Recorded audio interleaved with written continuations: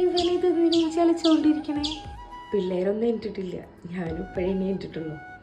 നമുക്കപ്പോൾ ദോശ ഉണ്ടാക്കാം, കുറച്ച് സമാധാനത്തിൽ ദോശ ഉണ്ടാക്കാം.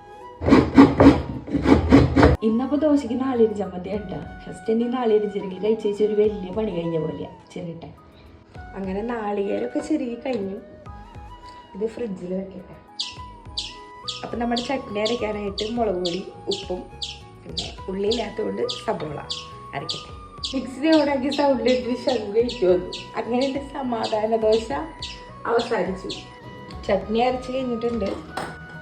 കടുക് പൊട്ടിക്കാം. ചിലർ കടുക് പൊട്ടിച്ച് അങ്ങോട്ട് ഒഴിക്കും, ഞാൻ ഇപ്പം എന്തായാലും ഇങ്ങനെ ഒഴിക്കണം. ദോശ ഉണ്ടാക്കട്ടെ കേട്ടോ.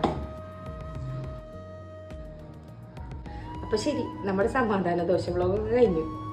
ഇനിയിപ്പോൾ അവരൊന്ന് അടിച്ച് നനച്ച് കുളിപ്പിച്ച് കുറച്ച് പരിപാടികളുണ്ട്. പോട്ടെ.